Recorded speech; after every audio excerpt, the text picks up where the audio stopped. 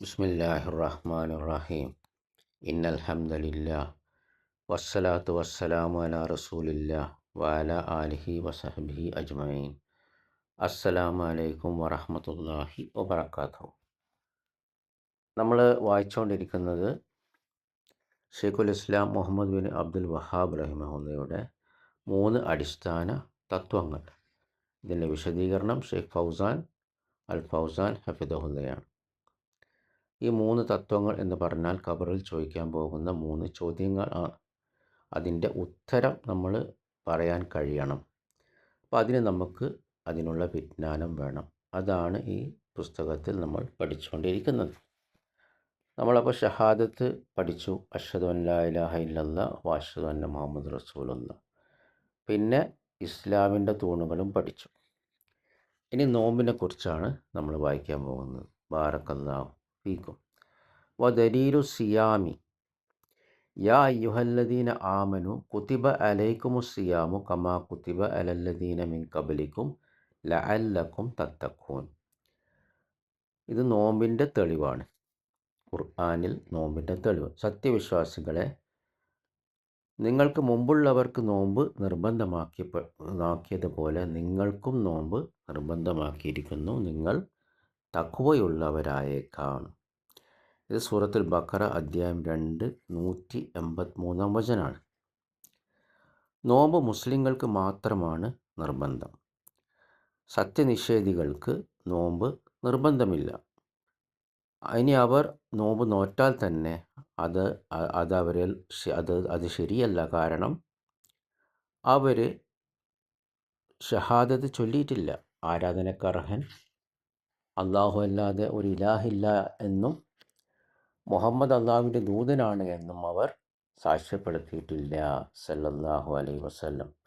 അതുകൊണ്ട് അവർ അവിശ്വാസത്തിലാവുന്നിടത്തോളം കാലം അവരുടെ ആരാധനകൾ അവർക്ക് പ്രയോജനം ചെയ്യുകയില്ല. അത് നോമ്പാകട്ടെ നോമ്പല്ലാത്തതാകട്ടെ. അതിനാൽ അള്ളാഹു ഇവിടെ സത്യവിശ്വാസികളോടാണ് സംസാരിക്കുന്നത്, അവരോട് പ്രത്യേകിച്ച്. കാരണം അവരാണ് അതിന് ഉത്തരം നൽകേണ്ടത്. നോമ്പാണ് ശരിയാവുക. അവരിൽ നിന്നാണ് നോമ്പ് സ്വീകരിക്കപ്പെടുക. കുതിബ അലൈക്കുമുസ് സിയാമു, നിങ്ങൾക്ക് നോമ്പ് നിർബന്ധമാക്കപ്പെട്ടിരിക്കുന്നു.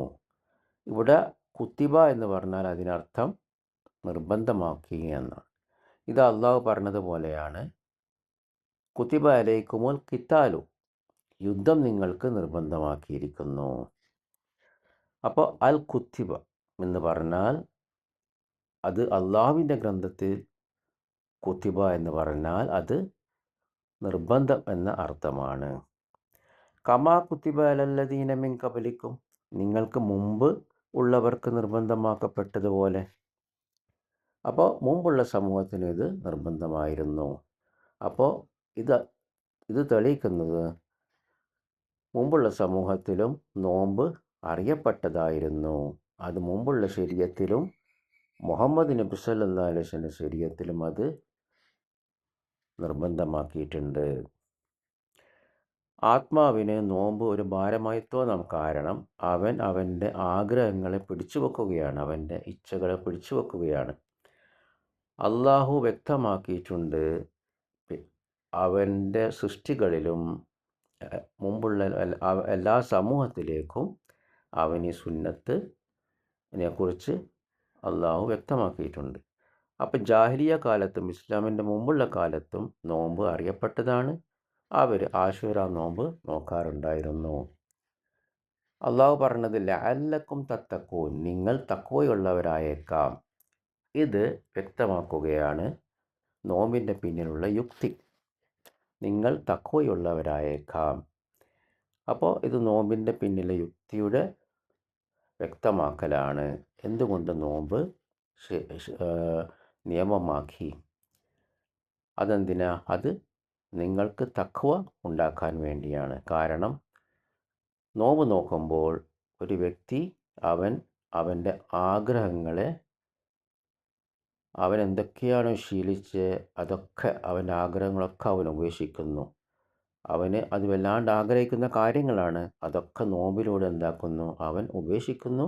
അള്ളാഹുവിലേക്ക് അവൻ അടുക്കുന്നു. അങ്ങനെ അവന് തഖ്വ ലഭിക്കുന്നു. ആത്മാവ് അവനെ പ്രേരിപ്പിക്കുന്നതൊക്കെ അവൻ എന്ത് ചെയ്യുന്നു? അവൻ അതിനെയൊക്കെ പൊളിക്കുന്നു. കാരണം ശൈത്താൻ ആദമിൻ്റെ മക്കളുടെ രക്തത്തിലൂടെ ഓടുന്നുണ്ട്. അതുകൊണ്ട് അവന് ആഗ്രഹങ്ങൾക്ക് വഴിപ്പെട്ടാൽ അവിടെ ശൈത്താൻ പൊന്തി വരും.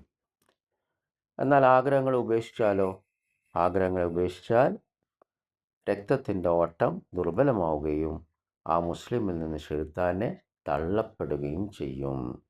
അതുകൊണ്ട് നോമ്പിൽ തഖ്വ ലഭിക്കുന്നുണ്ട്. അത് എല്ലാ നന്മയുടെയും അവസാനമാണ്.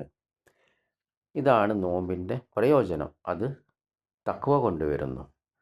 അതൊരാൾക്ക് അള്ളാഹുവിനോടുള്ള തഖ്വക്ക് കാരണമാകുന്നു. അവൻ നിഷിദ്ധമാക്കപ്പെട്ട ആഗ്രഹങ്ങളെ അവൻ ഉപേക്ഷിക്കുന്നു. കാരണം ഒരു വ്യക്തി അവൻ അനുവദനീയമായ കാര്യങ്ങൾ അള്ളാഹുവിൻ്റെ അനുസരണത്താൽ ഉപേക്ഷിക്കുന്നുണ്ടെങ്കിൽ അവൻ എന്തായാലും നിഷിദ്ധമാക്കിയ കാര്യങ്ങൾ അതിനേക്കാൾ ഉപേക്ഷിക്കുന്നു. നോമ്പ് അവനെ നിർബന്ധിപ്പിക്കുന്നു നിഷിദ്ധമായത് ഉപേക്ഷിക്കാനും അവൻ്റെ ആത്മാവിനെ നിയന്ത്രിക്കാനും. കാരണം ഈ ആത്മാവ് എപ്പോഴും തിന്മയിലേക്ക് ചായുന്നുണ്ട്. അത് ശൈത്താനെ അവനിൽ നിന്ന് തള്ളിക്കളയുകയും അവൻ്റെ ഹൃദയത്തെ അള്ളാഹുവിനോടുള്ള അനുസരണത്തിന് വേണ്ടി അത് മൃദുലമാക്കുകയും ചെയ്യുന്നു. ഇതെല്ലാം നോമ്പ് കൊണ്ടുള്ള ഗുണങ്ങളാണ്. അതുകൊണ്ട് ഒരു നോമ്പുകാരനെ നമുക്ക് കാണാം, അവൻ നന്മയിൽ അടുക്കുന്നത് കാണാം ഒരു നോമ്പുകാരനല്ലാത്തവനേക്കാൾ. അവൻ ഖുർആൻ പാരായണത്തിൽ അതിയായ താല്പര്യം കാണിക്കുന്നു. അവൻ നിസ്കാരം നിർവഹിക്കാനും അതിയായ താല്പര്യം കാണിക്കുന്നു. മസ്ജിദിലേക്കൊക്കെ നേരത്തെ പോകുന്നു. അവൻ നോമ്പ് അവനെ അള്ളാഹുവിനോടുള്ള അനുസരണത്തിന് വേണ്ടി അവനെ മൃദുലമാക്കുന്നു. അള്ളാഹു പറഞ്ഞു, നോമ്പ് നിങ്ങൾക്ക് നിർബന്ധമാക്കിയിരിക്കുന്നു. കുത്തിബ അലൈക്കുമുസ് സിയാമു. ഇത് തെളിവാണ്, നോമ്പ് നിർബന്ധമാണ്. ഇത് വിശദീകരിച്ചു അള്ളാഹു, ഷഹറു റമദാൻ അല്ലദി ഉൻസില ഫീഹിൽ ഖുർആൻ. റമദാൻ മാസത്തിലാണ് ഖുർആൻ അവതരിക്കപ്പെട്ടത്. ഇത് സൂറത്തുൽ ബഖറയിലെ 2-ാം അധ്യായം 185-ാം വചനാണ്. അതുകൊണ്ട് അള്ളാഹു പറഞ്ഞത് നോമ്പ് നിങ്ങൾക്ക് നിർബന്ധമാക്കപ്പെട്ടിരിക്കുന്നു. അതിൻ്റെ വിശദീകരണമാണ് പിന്നെ വരുന്നത്. ഫമൻ ഷഹിദ മിൻകുമു ഷഹറ ഫല്യസുംഹു. ആര് മാസം കണ്ടോ, ഹിലാല് ആദ്യത്തെ രാത്രി കണ്ടോ റമദാൻ മാസത്തിൽ, അവൻ നോമ്പ് നോക്കട്ടെ. ഇത് സൂറത്തുൽ ബഖറയിലെ 2-ാം അധ്യായം 185-ാം വചനാണ്. ബാറക്കല്ലാഹു ഫീക്കും. അപ്പോൾ ഈ വിശദീകരണത്തിൽ ഇത്രയുമാണ് നോമ്പിനെക്കുറിച്ച് പറഞ്ഞത്. അടുത്ത ദർസിൽ ഇൻഷാ അല്ലാഹ് ഹജ്ജ് വായിക്കാം. ബാറക്കല്ലാഹു ഫീക്കും. സുബ്ഹാനക്കല്ലാഹുമ്മ വബിഹംദിക അശ്ഹദു അൻ ലാ ഇലാഹ ഇല്ലാ അൻത അസ്തഗ്ഫിറുക വഅതൂബു ഇലൈക്. അസ്സലാമു അലൈക്കും വറഹ്മത്തുള്ളാഹി വബറകാതുഹു.